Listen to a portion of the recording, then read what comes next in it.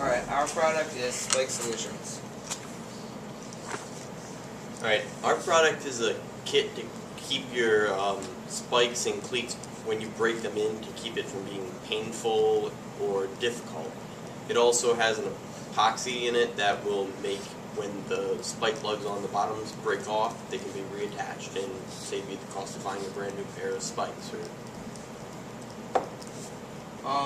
Our business structure is that we will have a CFO which will handle all the cash flow.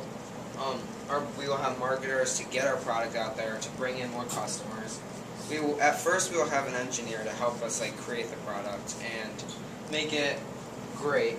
And then when his job's over, he won't really work for the company unless it needs fixing. And then we will have our manufacturers that will package it and personalize it to what the customer wants, and we will have designers to help design the ads and packaging and our logo. And then we will have 1 to 2 truck drivers to deliver our product to the people that need it. Our target audience is mainly active young people. Not many older people wear athletic shoes that need breaking in. 63.7% of the people who took the survey said they'd be interested in our product. And there really is no direct competition. There's a sock brand, but that's pretty much it. Our startup cost will be like $250 for liabilities, and we will buy 3 packaging machines for $5,000 each. And the cash flow needs will be $56,000 per month to pay in the first year to pay for it, and our startup cost will be $28,000 per month, and we will have a 2-year bank loan of $85,000. Our business location will be in Virginia. It's that building right there. And why we chose Virginia is it has far more business-friendly tax laws than New York, say. Some of the required permits will be, we might need a patent so no one can steal our ideas. And possibly a contract with Drymax to use their socks, because they have a special technology for hydrophobic socks, so if you sweat it won't, it'll get rid of it. The product is a kit, not new products, but it's putting several current products together in one place. Some of our strengths is our idea is original, so there's no competitive, there's no competitors out there, and it prevents breaking in product, period, and it offers an alternative, so you don't have to buy new cleats every so often, especially when they break. Some of the weaknesses is people could continue to break in and replace shoes normally, and if it becomes successful, it's very easy for people to steal the idea if we don't get the patent on time. Some of the opportunities is to revolutionize the athletic footwear industry and possibly of selling the idea to a major brand name like Nike or Adidas. Some of the threats would be being bought out before we have enough market power to have favorable terms. We're looking at people aged 14 to 40. That's the main age group that wears the type of shoes that normally need breaking in. And we're looking for larger chain brands to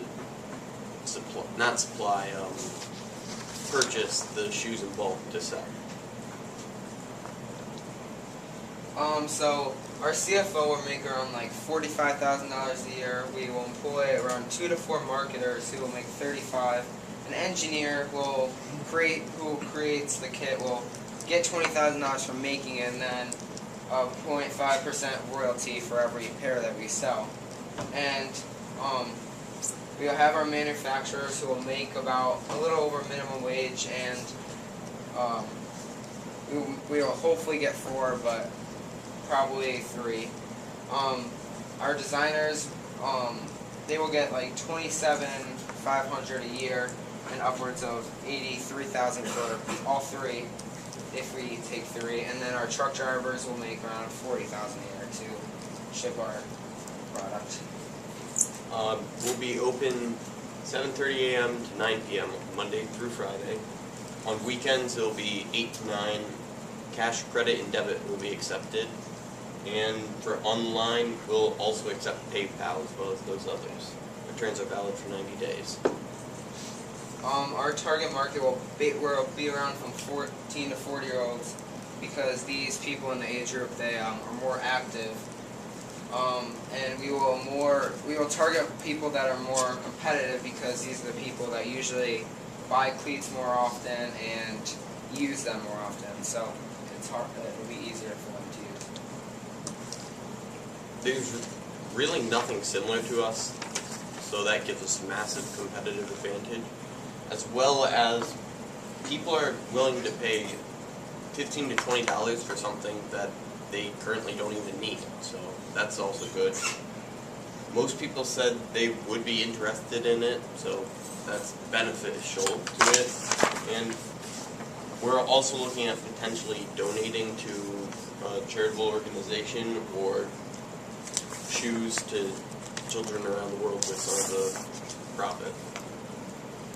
Our financials, we will make around $56,000 a year. Most of it, we will in the first year will come from like our online, and some will come wholesale. But then in the second and third year, we expect wholesale to be more profitable, based on the fact that once it gets more popular, big businesses will try to buy it.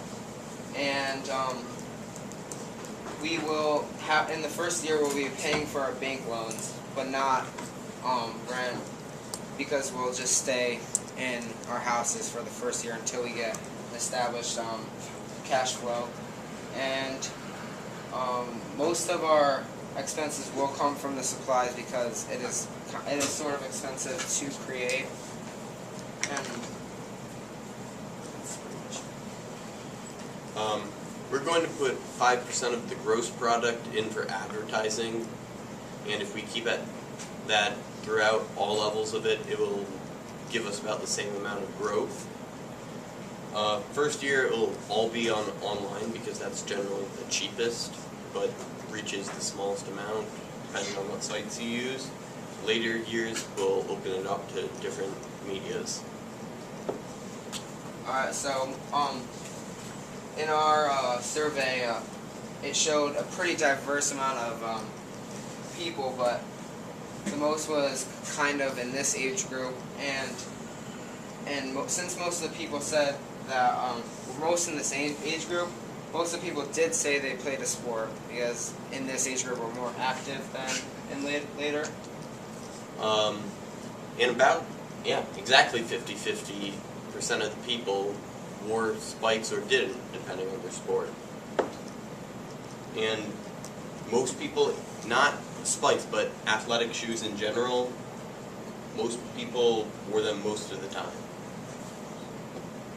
And even though not as many people said they had problems, 40% shows that there is a market out there, and for only about 115 responses, 40% is a fairly good amount, and it shows on a bigger scale this will be a pretty big market.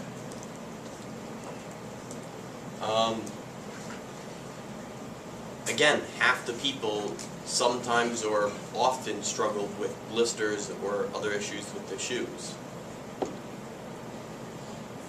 And a majority of people said they would pay for this issue. It shows why this product, even though it doesn't seem like a huge issue, people would want to help fix. The general consensus expressed was people weren't willing to pay much more than $20 for it, so it's not especially expensive to manufacture. So. Okay, nice job, guys.